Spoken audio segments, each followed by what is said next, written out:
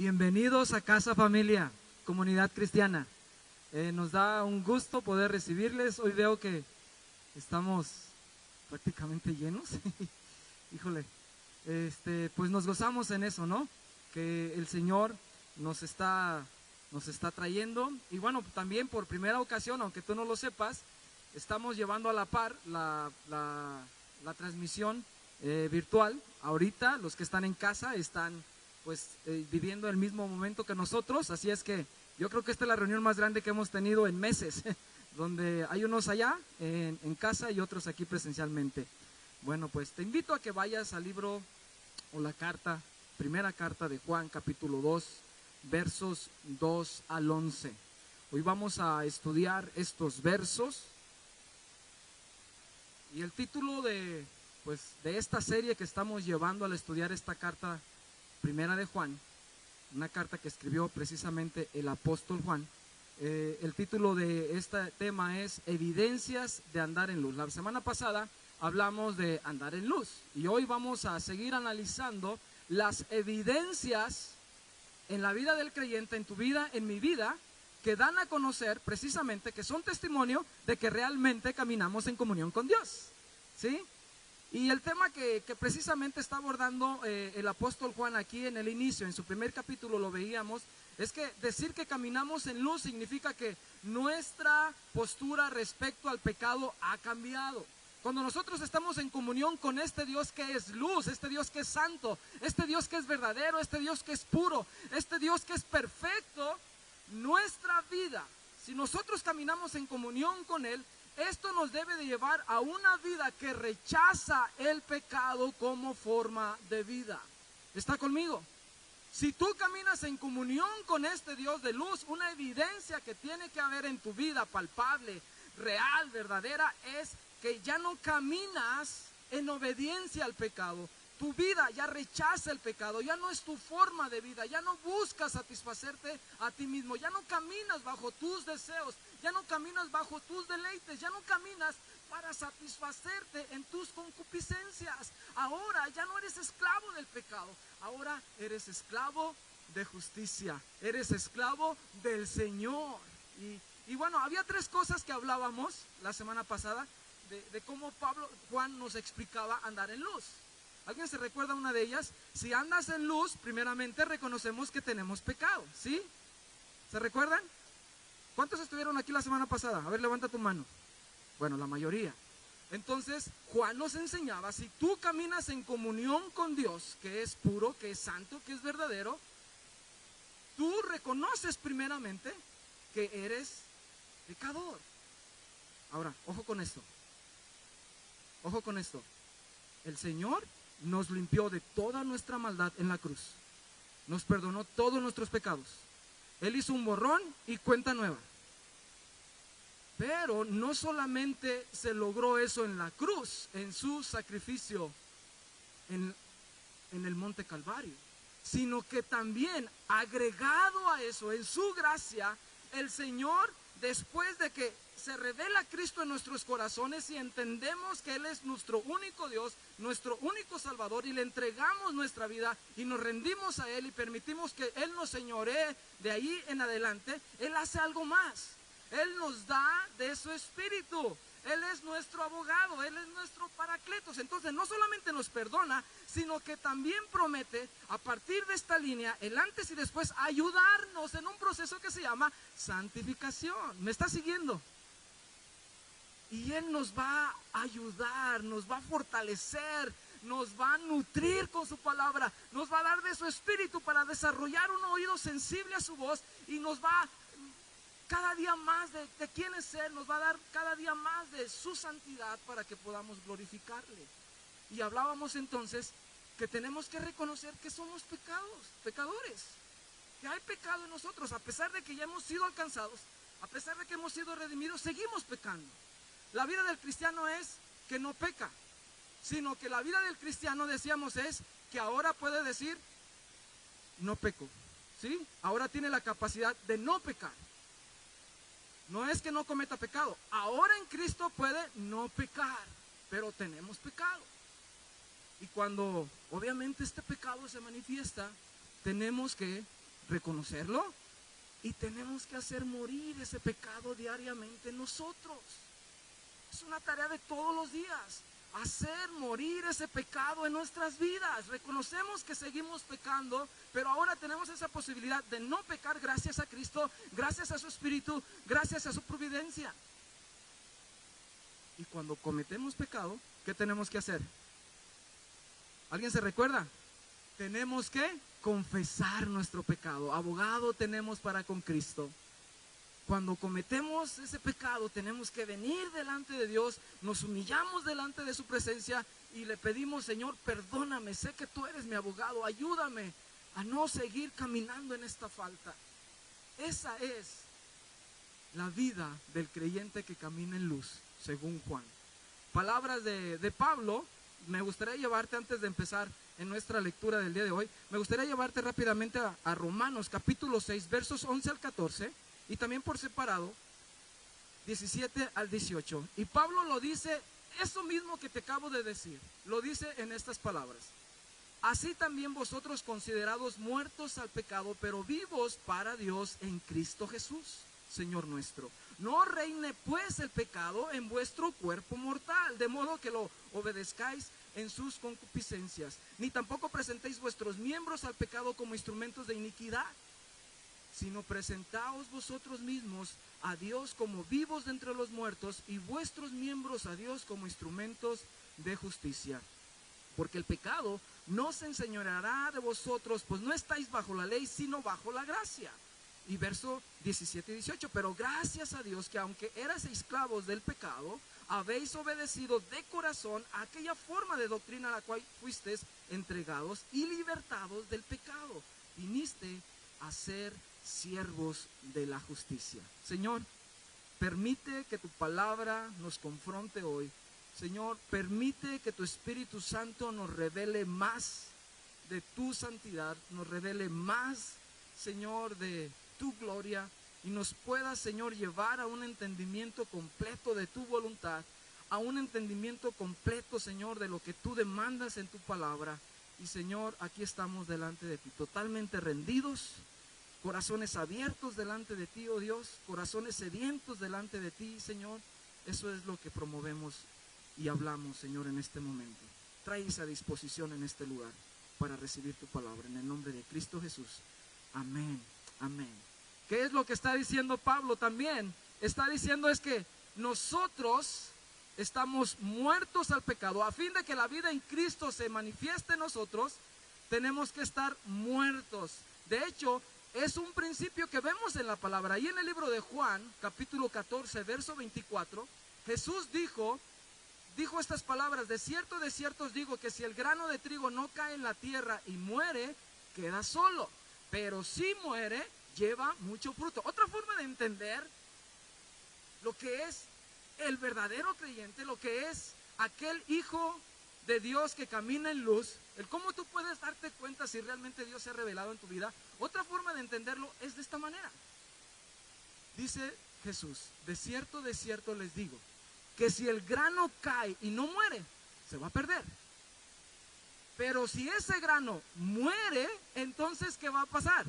Va a llevar fruto. Es una analogía de cómo es la vida del creyente. Tenemos que morir al pecado a fin de que la vida de Cristo se manifieste.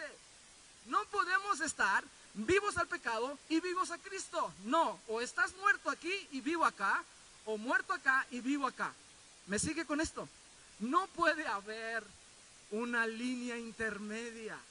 A fin de que Cristo, la vida de Cristo, a fin de que podamos tener comunión con Dios, ese Dios de luz, ese Dios puro, ese Dios santo, tenemos que haber muerto al pecado. No significa que no pecamos, sino ahora nuestra postura, nuestra vida ya no persigue eso.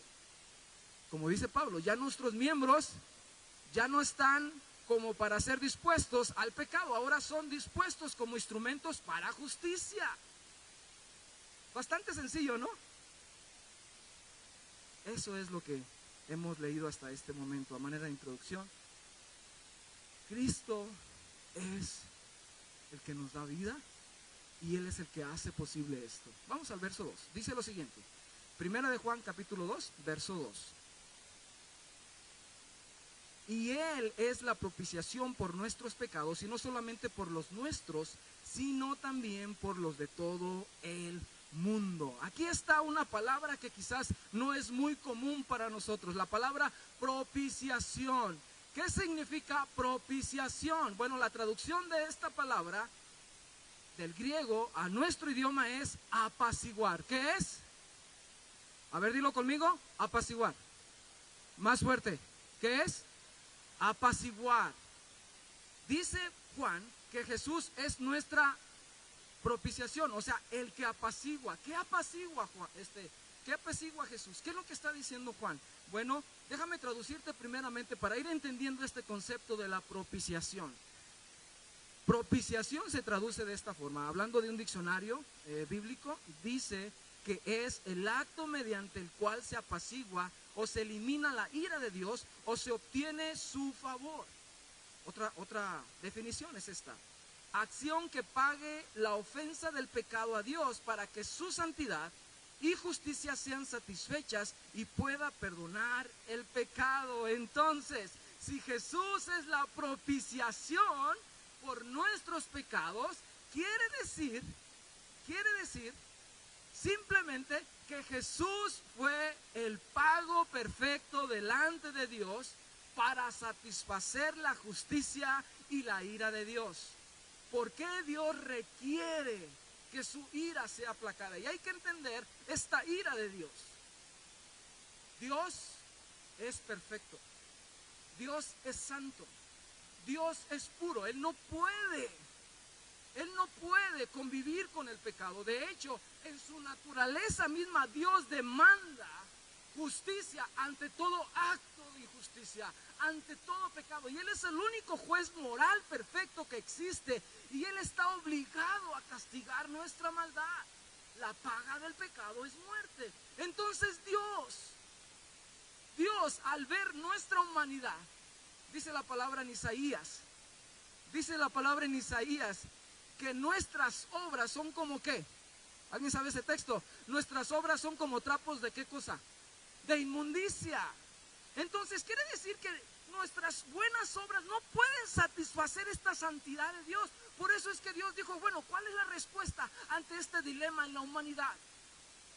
Solamente había uno que podía satisfacer la justicia de Dios, que podía aplacar la ira de Dios. ¿Sabes cuál es su nombre? Jesús. Di conmigo, Jesús.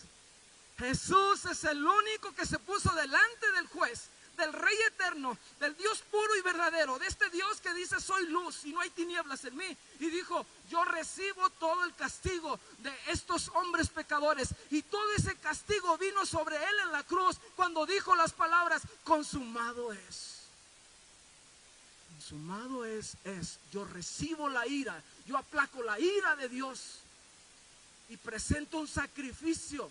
De hecho, hay que reconocer lo que es la ley ceremonial, y es como una imagen de lo venidero, es una imagen de lo que Cristo hace a favor de ti y de mí. El pueblo ofrecía sacrificios por perdón de pecados, que no es otra cosa más que la imagen de Cristo haciendo una obra por tu vida y por mi vida. Y esta es la gracia de Dios.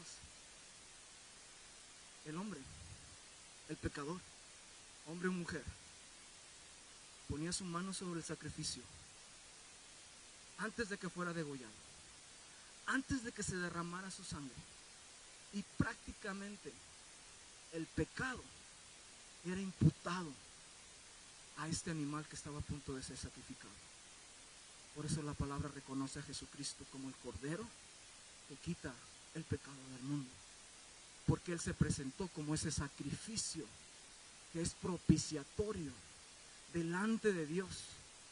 Hebreos capítulo 9, verso 22 dice: y casi todo es purificado según la ley con sangre, y sin derramamiento de sangre no hay remisión de pecados. Sin derramamiento de sangre no hay remisión de pecados.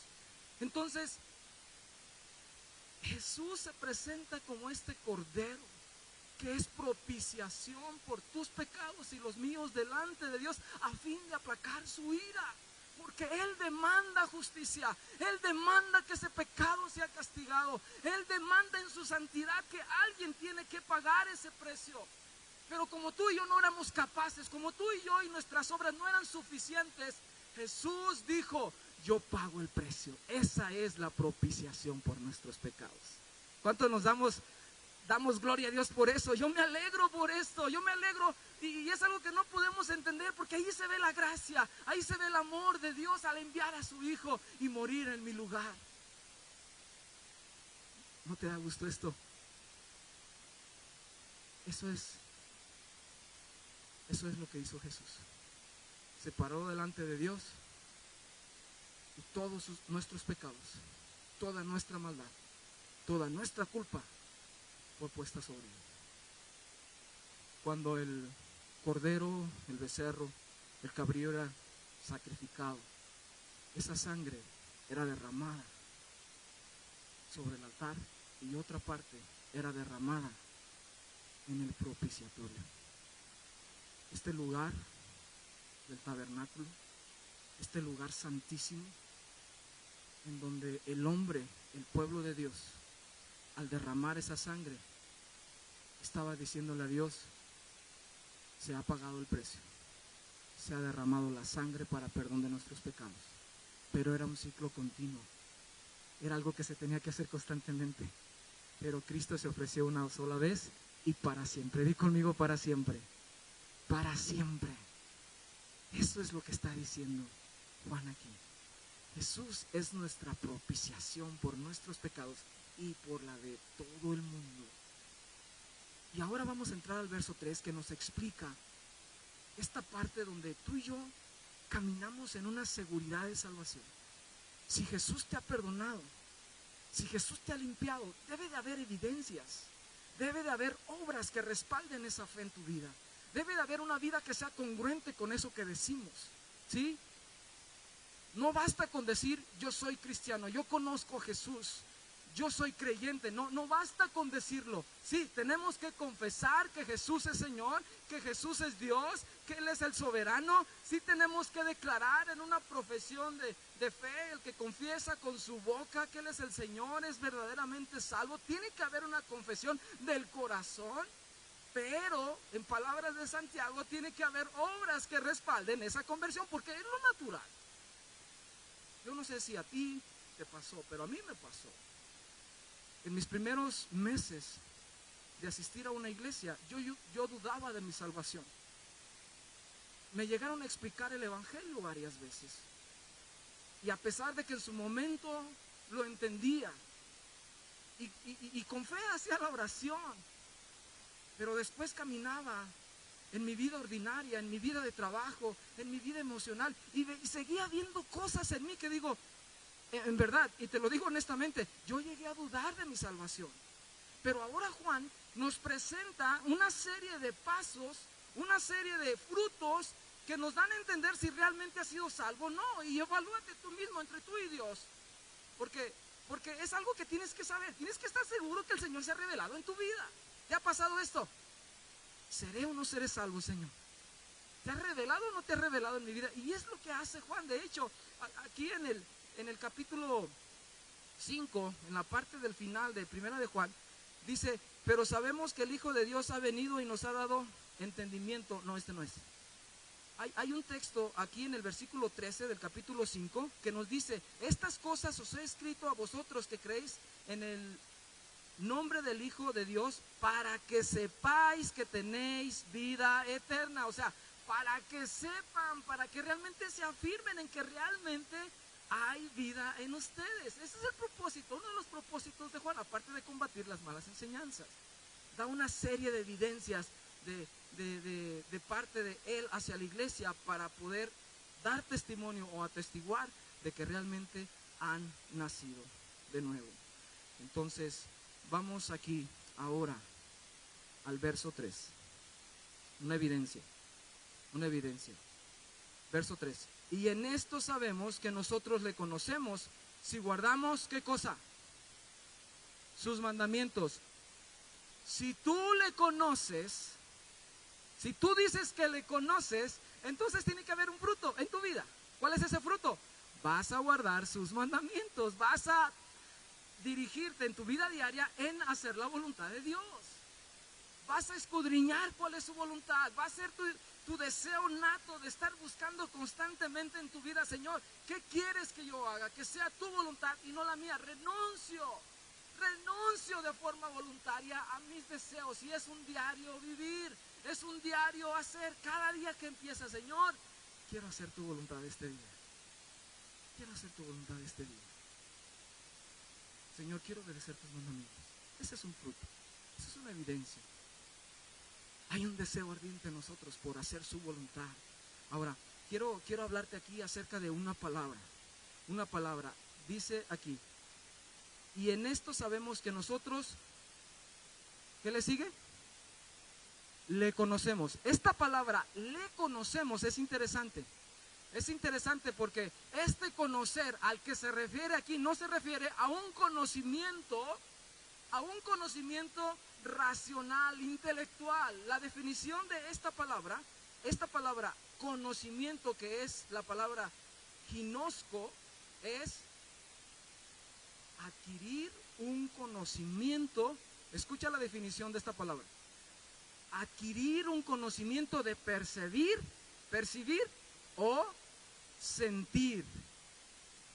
O sea, no es un conocimiento donde yo leo y Dios es santo, Dios es puro, Dios es eterno, Dios es perfecto, Dios es fiel, Dios es verdadero. No es algo intelectual. Cuando Juan está diciendo, si tú dices que le conoces y utiliza esta palabra, está diciendo, si tú dices que le conoces, entonces le has sentido, le has experimentado, le has percibido de una forma sobrenatural, en una forma relacional. ¿Está conmigo?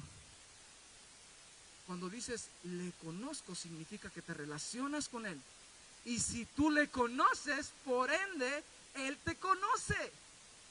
Entonces, si nosotros decimos le conocemos, seremos conocidos por él también. No implica, yo le conozco a Dios. Implica que él te conozca a ti también. Porque eso es lo que hace este tipo de comunión. Que no solamente te muestras delante de Dios o tienes un conocimiento intelectual, sino que Él te conoce a ti. Ahora, sabemos que Él es soberano. Imagínate esto: yo me paro delante de la Casa Blanca y le digo al guardia, déjame entrar a ver al presidente. ¿Qué crees que me diga esta persona? Y yo puedo alegar y decirle, yo lo conozco, le he visto muchas veces en las noticias, sé cómo es él, es un personaje muy controversial quizás, es un hombre que no se detiene para hablar, y puedo dar muchos argumentos de información acerca de esta persona, y quizás el guardia con mucha certidumbre me pueda decir, pues tal vez tú le conozcas, pero él no te conoce a ti, entonces por lo tanto no entras. El hecho de que yo diga que conozco a Dios, le conocemos, implica que Él me conozca también, porque eso es lo que hace. Esa es la evidencia. Esa es una de las evidencias que andamos en luz. Esa es una de las evidencias que va a mostrarse en nuestra vida. Vamos a guardar sus mandamientos porque le conocemos. Sabemos lo que Él demanda. Sabemos que Él quiere para nuestra vida. Eso es lo que tú y yo debemos de hacer.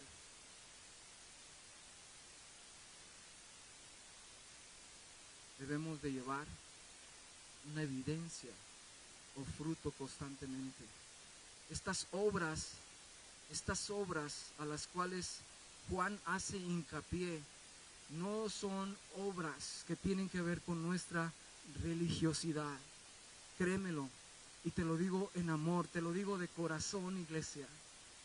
No nos hace cristianos, no nos hacemos creyentes, no nos hacemos hijos de Dios por estar aquí en este lugar. ¿Cuántos estamos conscientes de eso? Que es una iglesia cristiana. Qué bueno que estás aquí. Estamos juntos para adorar y glorificar a Dios. Este es un edificio, esta no es la casa de Dios. La casa de Dios somos tú y yo.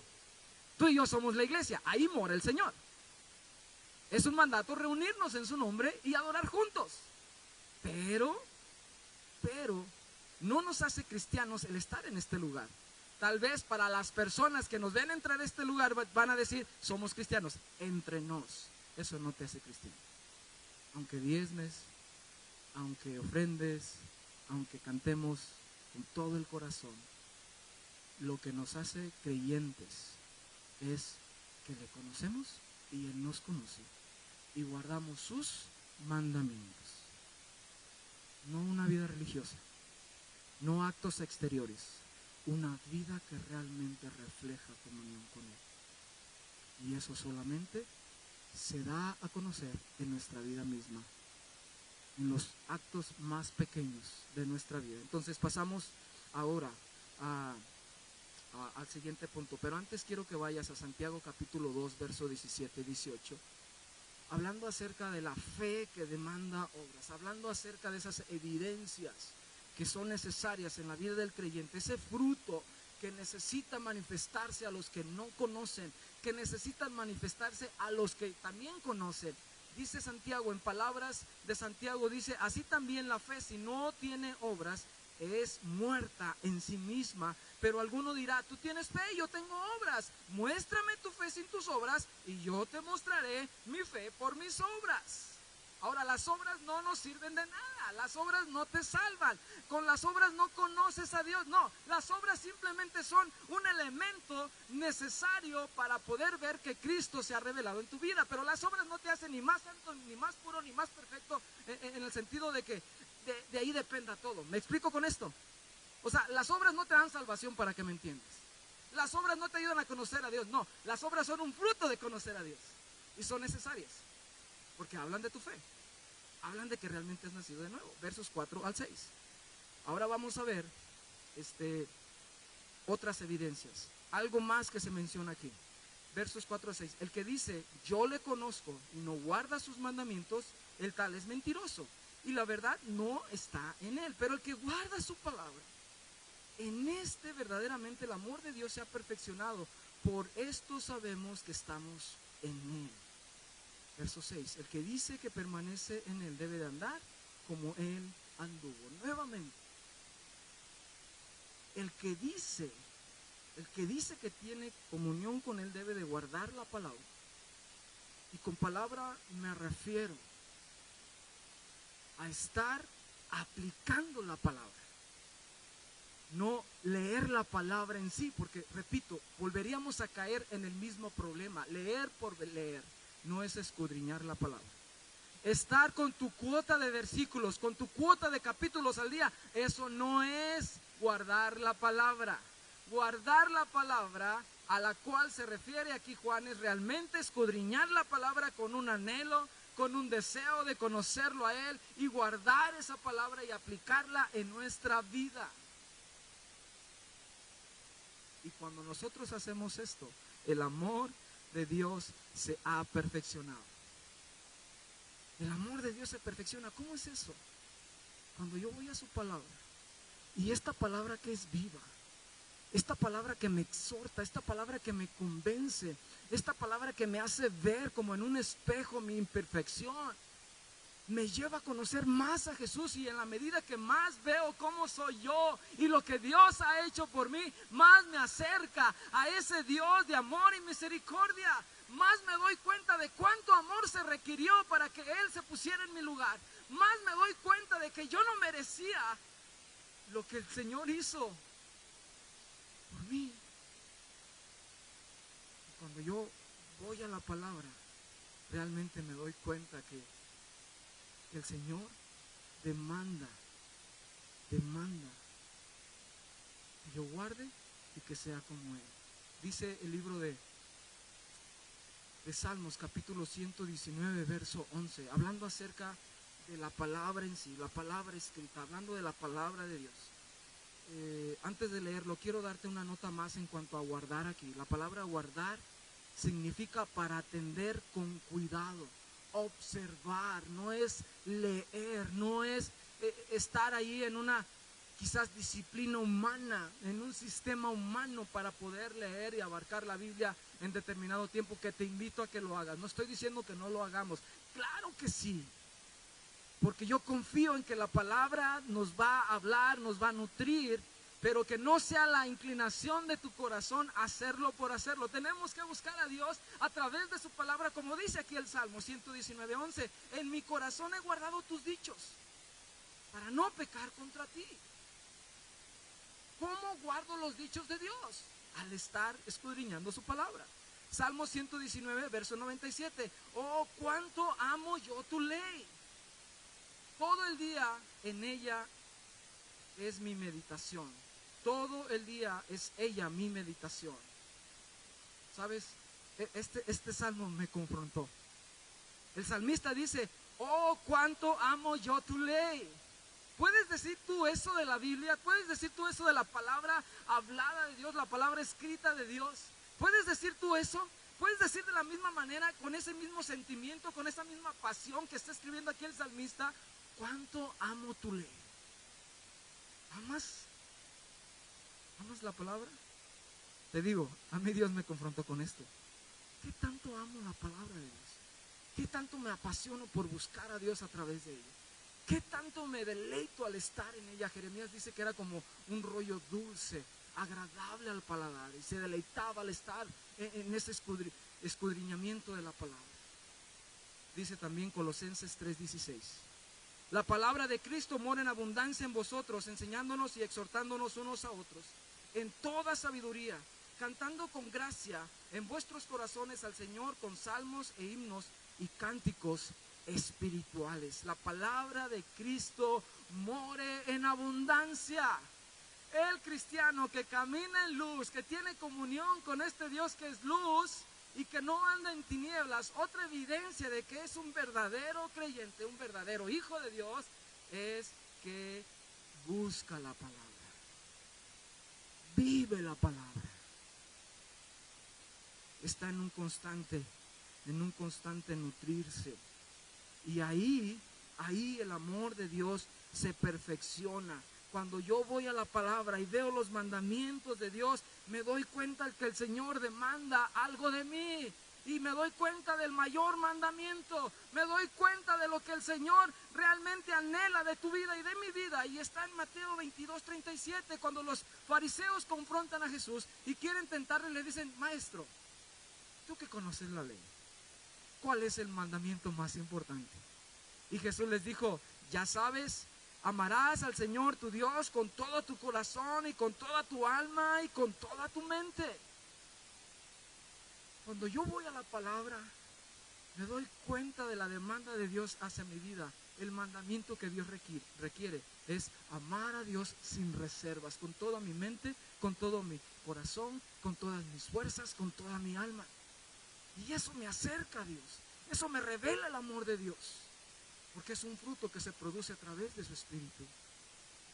Es algo que yo no puedo producir. Yo puedo amar a mi esposa, puedo amar a mis hijos, puedo amar un hobby, puedo tener un deleite por ciertas cosas, pero este amor que se habla aquí, este amor a ágape, solamente es producido por Dios.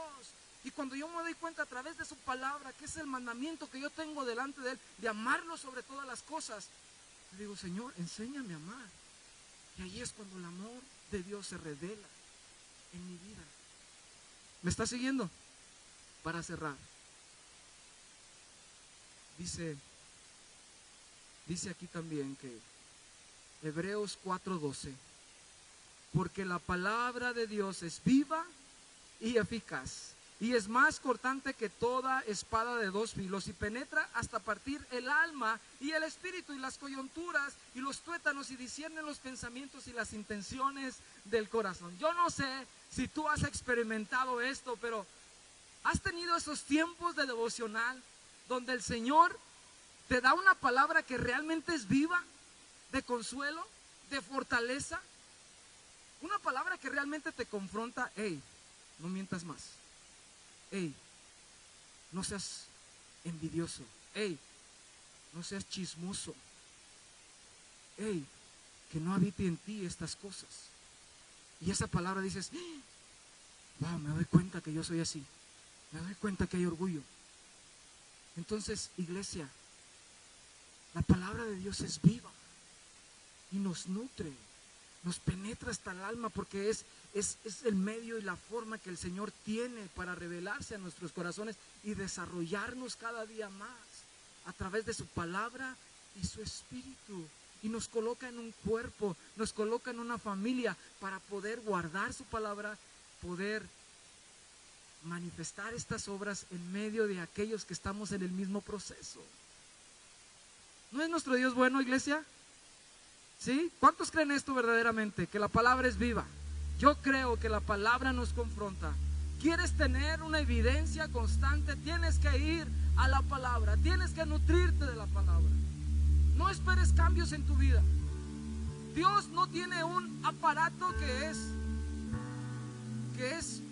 una extensión de su presencia que te va a obligar o te va a transmitir por osmosis lo que Él desea. ¿Sí me explico? No, tienes que venir a su palabra.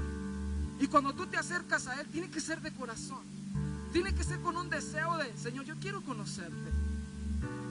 Yo quiero más de ti. Señor, satúrame de ti. Dame más de tu presencia. Dame más de tu voluntad. Yo quiero conocer tu voluntad. ¿Cuántos de nosotros batallamos por conocer la voluntad de Dios? El Señor nos da sabiduría e inteligencia espiritual, y lo hace a través de su palabra. ¿Por qué? Porque vamos a conocer realmente su voluntad, iglesia. O sea, caminar con Dios no es algo místico. Es tan real y verdadero como nos estamos viendo ahorita, y ustedes me están escuchando a mí.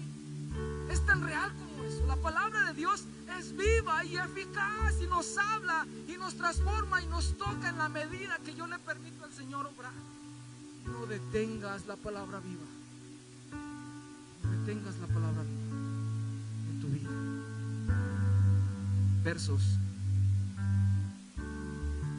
Verso 29 del capítulo 8 de Juan, hablando de caminar como Jesús anduvo.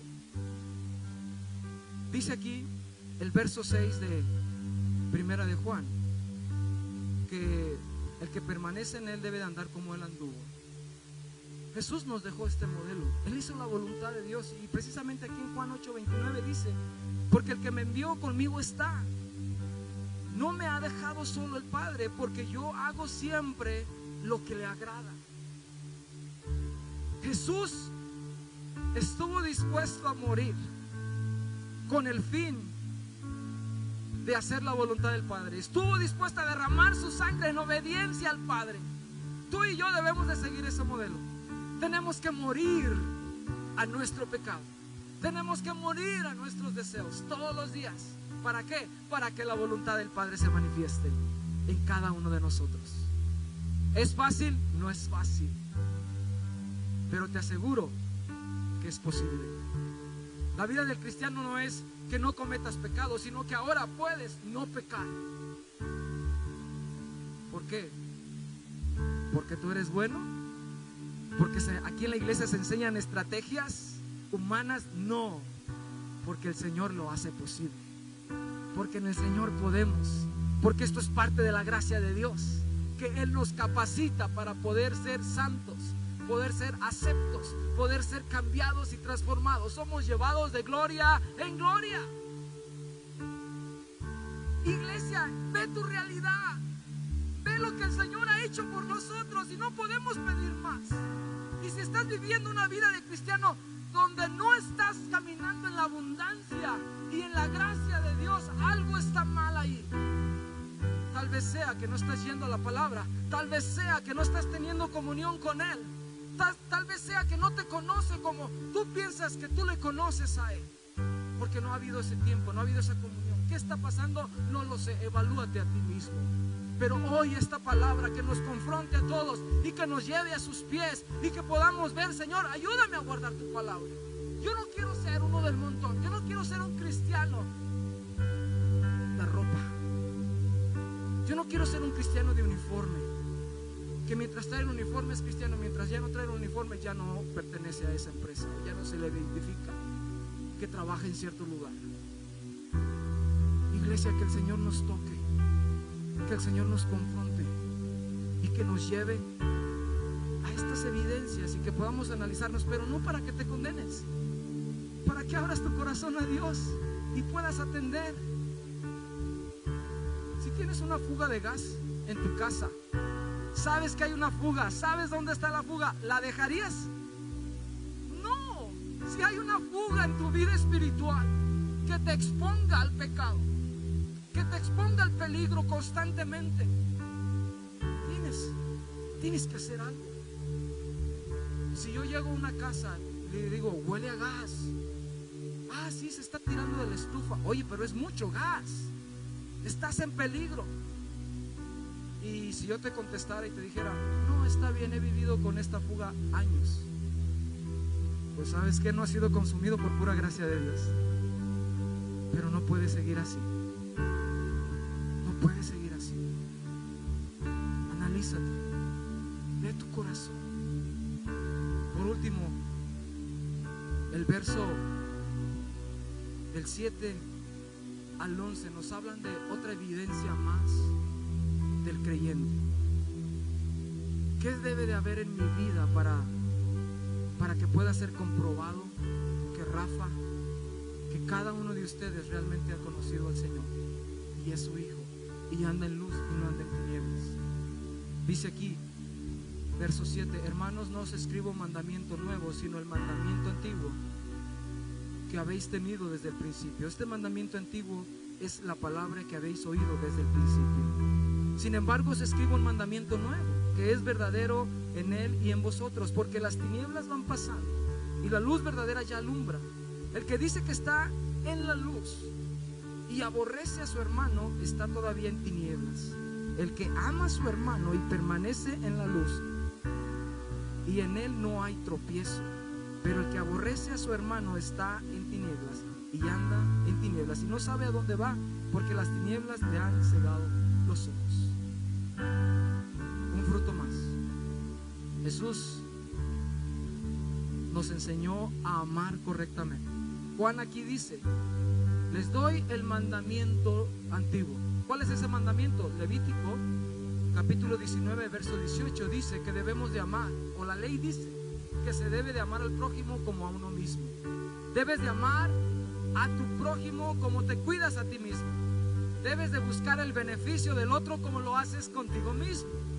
Ese es el mandamiento antiguo. Pero acuérdense, Jesús, aunque dice aquí que es el primer mandamiento, el antiguo, en el verso 8 dice que se escribe un mandamiento nuevo. Como que es una contradicción, ¿cierto? Primero dice, les doy el mandamiento antiguo, pero ahora les va el nuevo. Es el mismo. ¿Por qué? Porque Jesús aplicó la ley de tal manera que la llevó a su nivel perfecto. Jesús no abrogó la ley, Jesús no quita la ley, sino que lleva el cumplimiento de la ley de tal manera que la voluntad de Dios sea cumplida y sea satisfecha. Jesús dijo aquí en Juan capítulo 13 versículo 34 y 35, un mandamiento nuevo os doy, las mismas palabras, que os améis unos a otros como yo os he amado, que también os améis unos a otros. ¿Cómo debemos de amar? ¿Como tú piensas que se debe de amar? Nosotros amamos a los que queremos y hay buena obra en eso, hay recompensa en eso, pero el amor que Jesús nos llama a tener es ese amor que Él demostró. El contexto cuando se escribió esto, Jesús había lavado los pies de sus discípulos. ¿Y sabes qué iba a pasar unas horas después? Iba a ir a la cruz. Lavó incluso los pies de un traidor llamado Judas. Lavó los pies incluso de un Pedro que sabía que le iba a traicionar. Esa clase de amor, esa es la clase de amor que debemos de practicar. Sí, amamos a nuestro prójimo y es el segundo mandamiento.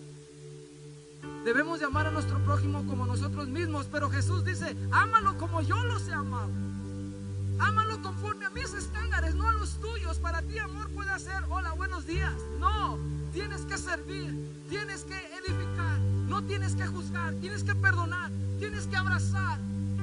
Y no significa que no te duela, no significa que no te ofenda, no significa que no te lastime. Significa que amas como Cristo y que sueltas todo delante de su presencia. Significa que estás dispuesto a morir tienes que morir. Si usted está batallando con una falta de perdón, yo te digo, tienes que morir. Di conmigo, tengo que morir. Dilo con convicción. Tengo que morir. Tenemos que morir como Cristo. Amar como Él nos amó hasta la cruz, hasta la última gota, porque eso satisface la voluntad de Dios. ¿Es fácil? No es fácil, pero es posible. ¿Por qué no te pones de pie? Señor, Señor.